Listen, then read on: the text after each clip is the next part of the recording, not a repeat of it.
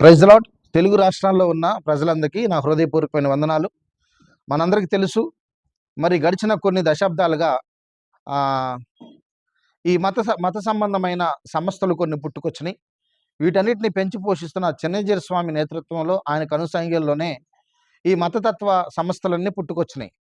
వీరు క్రైస్తవులకి వ్యతిరేకంగా మాట్లాడుతూ, క్రీస్తును దూషిస్తూ, బైబిల్ గురించి హేయంగా మాట్లాడుతూ, యేసుక్రీస్తు యొక్క ఔన్నత్యాన్ని తగ్గిస్తూ, ఈ శివశక్తి కరుణాకర్ గాడు కావచ్చు, హిందూ జనశక్తి లలిత్ కుమార్ కావచ్చు, రాధా మనోహర్ దాస్ కావచ్చు, వీళ్ళందరూ క్రైస్తవుల మీద దుమ్మెత్తిపోస్తూ, ఓన్లీ క్రైస్తవులనే కాదు, ముస్లిమ్స్ గురించి కూడా, ముస్లిమ్స్ ఇక్కడి నుంచి వెళ్ళిపోవాలి భారతదేశం నుంచి అని ఇలాంటి మత సంబంధమైన సంస్థలన్నీ పుట్టుకురావడానికి కారణం చిన్నజీర స్వామి.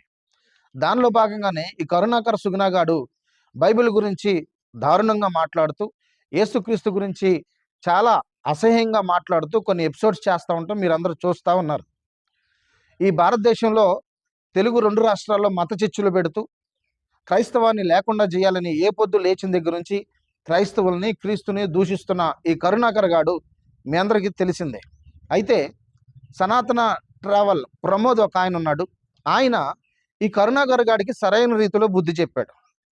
ఎందుకంటే సాయి బాబా గురించి కొన్ని క్లాషెస్ వాళ్ళకు వచ్చినప్పుడు అతను ఒక మాట మాట్లాడుతూ కరుణాకర్ సుగుణగాడికి మంచిగా బుద్ధి చెప్పాడు.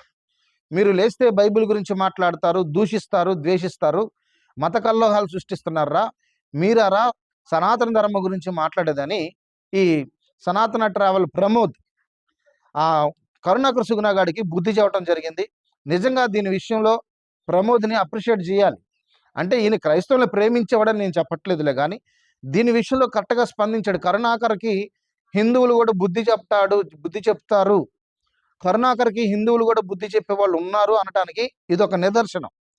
ఇప్పుడు ఆల్రెడీ తిరుగుబాటు హిందువుల్లో నుంచే కరుణాకర్కి మొదలైంది. ఇక వీడు అంతం స్టార్ట్ అయింది. ఒకసారి సనాతన ట్రావెల్ ప్రమోద్ ఏం మాట్లాడాడో, కరుణాకర్ గారికి ఎలా బుద్ధి చెప్పాడో మీరే వినండి. నా దగ్గర కోల్పోవడానికి ఏం లేవు, ప్రాణాలు తప్ప. కానీ మీ దగ్గర మీ బతుకంతా సోషల్ మీడియానే. నెల రోజులు మీరు సోషల్ మీడియాలో కనపడకపోతే మీ బతుకులేంటో, మీరు ఈఎంఐలు ఎట్లా కట్టుకుంటారో, పిల్లలకి స్కూల్ ఫీజులు ఎట్లా కట్టుకుంటారో ఒక్కసారి ఆలోచించుకో. అప్పుడే లెక్కలప్ప చెప్పావు. ముస్లిమ్స్ దగ్గర ఇల్లు కొన్నావు అని ఒక వీడియో చేయగానే లెక్కలప్ప చెప్పావు. నీ ఆస్తులు ఎవడికి కావాలని నీ ఆస్తి లెక్కలు. నువ్వు ఊర్లో పొలం అమ్ముకుంటే ఎవడికి కావాలి, ఇక్కడికి వస్తే ఏం చేస్తే ఎవడికి కావాలి. నువ్వు చేసిన ధర్మ పరిరక్షణ ఏంటిదిరా? బైబిల్ని తిట్టడం తప్ప. బైబిల్ని తిట్టడం ధర్మ పరిరక్షణ అని చెప్పి సనాతన ధర్మంలో ఏ పీఠాధిపతి చెప్పారు, ఏ మఠాధిపతి చెప్పారు, నీ గురువులు ఏమన్నా చెప్పారా? ఒకసారి మొత్తం ఎత్తికి ఒక వీడియో చేయరా చూద్దాం. నా మీద ఫస్ట్ వీడియో చేసినప్పుడు ఈ గుండుగానికి వారం రోజులు సమయం అన్నావు. 5వ రోజుకే వీడియో చేసినావు. ఉచ్చాగలేదారా? చలికాలమేం కాదుగా, అది ఎండాకాలమే కదా. మరి అంత తొందర ఎందుకురా? ఇంకో 2 రోజులు ఆగితే క్లియర్ కట్ వీడియో చేయొచ్చుగా. నేను ఫస్ట్ వీడియోలోనే నేను చెప్పిన శ్లోకాలు నువ్వు చెప్పురా, దాని తర్వాత నువ్వు ధర్మ పరిరక్షకుడు అని ఒప్పుకోవచ్చు అని చెప్పి. 10 సంవత్సరాలు లాగేవరా నువ్వు 400 పేజీల బైబిల్ని పట్టుకొని. నీకు ఫుడ్ పెట్టింది హిందుత్వం కాదు, బైబిల్. నువ్వు దాన్ని అంత అనుష్ఠానంలో పెట్టుకున్నావు అన్నట్టు. అందులో నుంచే ఇందులోకి వచ్చావు కదా. వాసనలు ఎక్కడికి పోతాయి?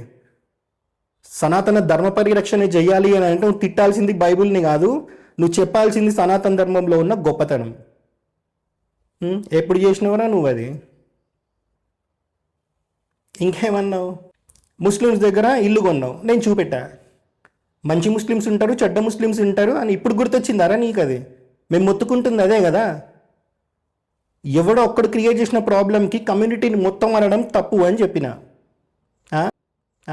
మతోన్మాదం స్ప్రెడ్ చేసే మీరు, హిందూ ముస్లిం క్రిస్టియన్స్ అందరూ కలిసి ఉంటే చూసి ఓడ్చుకోలేని మీరు, అందరు కలిసి ఉంటే మీకు బిచ్చం వేసే వాళ్ళు ఉండరు కాబట్టి మతోన్మాదం మాత్రమే స్ప్రెడ్ చేసే మీరు, అందులో నువ్వు ఒక ముస్లిమ్స్ దగ్గర ఇల్లెందుకు కొన్నావు అని అడిగిన.